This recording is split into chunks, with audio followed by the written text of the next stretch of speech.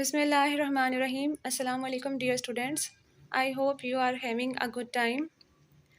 Today's topic is breathing and respiration. In this video, you will learn the structure of lungs and alveoli and their role in gas exchange. Also, the difference between breathing and respiration. So, let's start today's topic, structure of lungs. First of all, we will talk about the position of lungs. Lungs are present in thoracic cavity. Lungs thoracic cavity में present हैं. Thoracic cavity is a space in your chest containing heart and lung, protected by the rib cage. Ribs are joined through intercostal muscles. इनके बारे में आपने previous video में पढ़ा था, learn किया था इनके बारे में कि इंटरकोस्टल मसल्स जो हैं वो रिब्स को ज्वाइन करते हैं. तो रिब्स और इंटरकोस्टल मसल्स जो हैं वो एक केज बना लेते हैं. तो लंग्स जो हैं उनकी प्रोटेक्शन के लिए rib cage important role play करते हैं.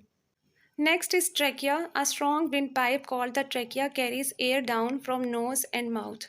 ट्रैकिया जिसे विंड पाइप भी कहते हैं, उर्दू में हम इसे हवा की नाली कहते हैं.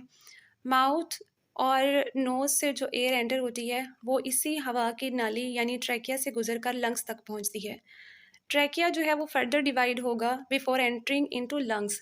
ये एक मेन विंड पाइप है, मेन हवा की नाली है जो राइट और लेफ़्ट लंग्स में एंटर होने से पहले मज़ीद डिवाइड होगी. इसकी जो मज़ीद डिवीजन है वो ब्रोंकाई है. The wind pipe divides into tubes called bronchi. जो ट्रैकिया है ये डिवाइड होगी इनटू राइट और लेफ़्ट ब्रोंकाई में. यानी अगर आप इसको एक पाइप समझें तो नेक्स्ट ये 2 पाइप्स में कन्वर्ट हो जाएगा, यानी राइट लंग्स में एंटर होने के लिए और लेफ़्ट लंग में. ब्रोंकाई जो है वो मज़ीद डिवाइड होकर बनाएगी bronchioles. The bronchi divide into 1000 of narrow tubes called bronchioles. Bronchi lungs में जब एंटर होती है तो ये मज़ीद छोटी छोटी ट्यूब्स में डिवाइड होगी जिन्हें हम ब्रोंक्यूल्स कहेंगे, which end in a tiny air sac और एल्वुलाई. और हर ब्रोंक्यूल के एंड में एक सैक लाइक स्ट्रक्चर होगा यानी थैलीनुमा, जिसे हम एल्वुलाई कहेंगे. यानी ये लास्ट पॉइंट होगा जहाँ पे एयर एंटर होगी और यहाँ पर गैस एक्सचेंज होगा. Threaded between the bronchiole is another set of branching tubes. These are arteries carrying blood to the alveoli. Alveoli के पास मज़ीद ब्रांचिंग ट्यूब्स हैं. उन ब्रांचिंग ट्यूब्स को हम आर्टरीज कहते हैं. ये ब्लड को एल्वुलाई के पास लेकर आती हैं ताकि गैस एक्सचेंज हो सके. इसको मज़ीद समझने के लिए आप ये डायग्राम देख सकते हैं. जो ट्रैकिया है वो एक मेन पाइप है जिसे विंड पाइप कहते हैं. नेक्स्ट वो डिवाइड हो रही है ब्रोंकाई में before entering into lungs. Then after entering into lung, bronchi जो है वो मज़ीद छोटी छोटी ट्यूब्स में डिवाइड हो रही है जिन्हें ब्रोंक्यूल्स कहते हैं. And end of the bronchioles alveoli हैं जो कि सैक लाइक स्ट्रक्चर है जहाँ पर एयर जो है वो लास्ट में पहुँचती है. यहाँ पर गैस एक्सचेंज होने के बाद यानी एल्वुलाई में गैस एक्सचेंज के बाद एयर जो है वो वापस ब्रोंक्यूल्स में आएगी, देन ब्रोंकाई में, और देन ट्रैकिया के थ्रू जो है वो नोज़ और माउथ से हवा जो है वो एक्सेल हो जाएगी. Next we have structure of alveoli. Alveoli are small sac like structure inside the lung. जैसा कि अभी हमने देखा कि जो ब्रोंक्यूल्स हैं उनके लास्ट में एक सैक लाइक स्ट्रक्चर होता है, तो एल्वुलाई जो हैं वो इनसाइड द लंग्स होते हैं और ये थैलीनुमा स्ट्रक्चर है. Each alveolus is surrounded by a network of capillaries. Her alveoli यानी एल्वियोलस के जो बाहर है उसमें बहुत सारी कैपिलरीज का एक नेटवर्क होता है जिसके थ्रू जो ब्लड है वो एल्वुलाई के पास पहुंचता है ताकि गैस एक्सचेंज हो सके. The blood arriving at the capillaries in the lung is short of oxygen. जो ब्लड कैपिलरीज में पहुंच रहा है यहाँ पर, इस ब्लड में ऑक्सीजन की कमी है, यानी ये डीऑक्सीजनेटेड ब्लड है जो कि हार्ट की तरफ से पंप किया गया है. यहाँ जो ऑक्सीजन है हवा में वो ब्लड में शामिल हो जाएगी और जो कार्बन डाइऑक्साइड है ब्लड में वो एयर सैक्स के अंदर यानी एल्वुलाई के अंदर डिफ्यूजन के ज़रिए से दाखिल हो जाएगी. Next we have the function of alveoli. Alveoli have thin moist walls so that gases can pass through them easily. They provide a large surface area to give maximum contact with the air. चूँकि alveoli जो है वो एक small structure है और जितना small structure होगा उसका सरफेस एरिया उतना ही ज़्यादा होगा। तो एल्वियोलाई जो है वो एक लार्ज सरफेस एरिया प्रोवाइड करती हैं ताकि मैक्सिमम गैस एक्सचेंज हो सके और इनकी थिन वॉल होती है तो डिफ्यूजन जो है वो और भी ईज़ी होती है। नेक्स्ट हम बात करेंगे gas exchange in alveoli. Oxygen moves from the air inside the alveoli into the blood capillaries. It moves easily bye diffusion. जब हवा एल्वियोलाई तक पहुंच जाती है थ्रू इनहेलेशन तो हवा में मौजूद जो ऑक्सीजन है वो डिफ्यूजन के ज़रिए से ब्लड में शामिल हो जाती है। At the same time carbon dioxide moves in the opposite direction from blood to the air.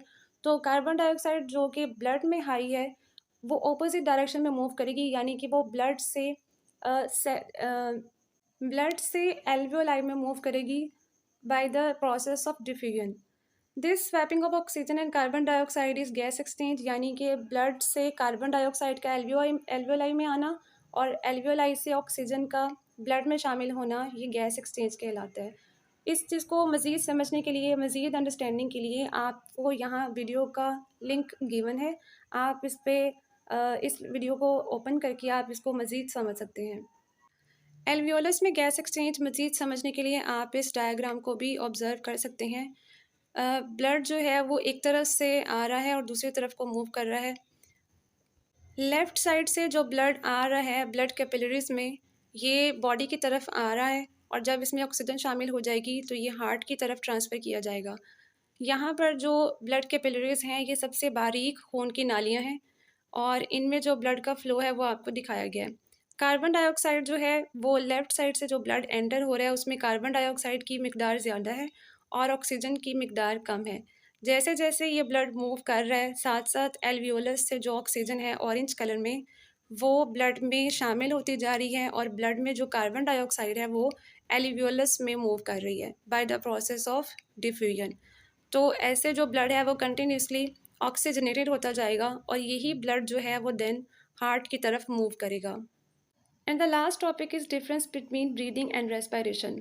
Breathing और रेस्पिरेशन में जो डिफरेंस है वो हमने लास्ट टाइम भी थोड़ा सा डिस्कस किया था। ब्रीदिंग क्या है? ये एक फिजिकल, एक मैकेनिकल प्रोसेस है involving exchange of oxygen and carbon dioxide.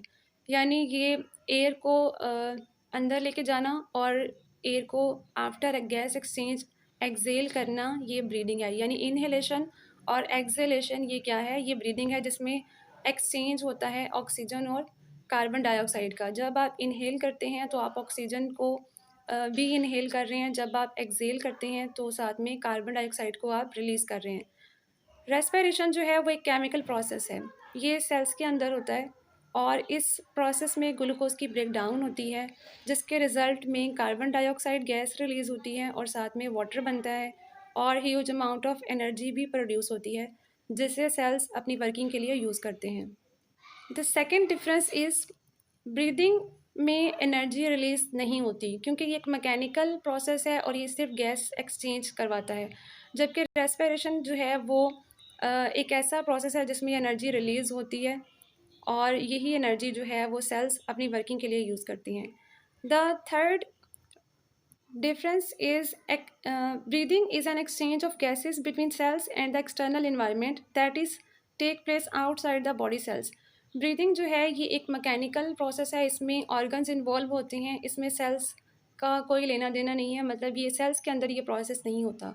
यानी जो आउटसाइड द सेल्स है वो गैस एक्सचेंज होता है ऑक्सीजन और कार्बन डाइऑक्साइड का, जबकि respiration is a process that take place in the cells, it take place with in the cell body. यानी रेस्पिरेशन एक सेलुलर प्रोसेस है, सेल के अंदर जो है ये केमिकल बायोकेमिकल प्रोसेस होता है जिसमें गैस एक्सचेंज होता है।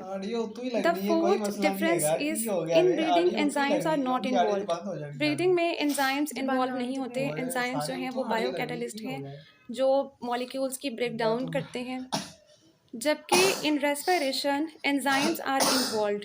रेस्पिरेशन एक बायोकेमिकल प्रोसेस है, इसमें बड़े मॉलिक्यूल्स की ब्रेक डाउन होती है, तो इसमें जो एंजाइम्स हैं वो इन्वॉल्व होते हैं जो कि बायो कैटलिस्ट के तौर पे काम करते हैं। ये जो रिएक्शन है उसको स्पीड अप भी करते हैं। And the last difference is breathing is a voluntary action. Breathing जो है वो एक वॉलंटरी एक्शन है, आप ब्रीदिंग कंट्रोल कर सकते हैं। And respiration is an involuntary action, जो कि रेस्पिरेशन जो है वो एक सेलुलर प्रोसेस है, तो सेल्स के अंदर जो भी प्रोसेस हो रहे हैं आप उसे कंट्रोल नहीं कर सकते, so it's an involuntary action. I hope you understand this topic. Your diary is to complete, remember, and understand box, page number 23. Till next video, Allah Hafiz.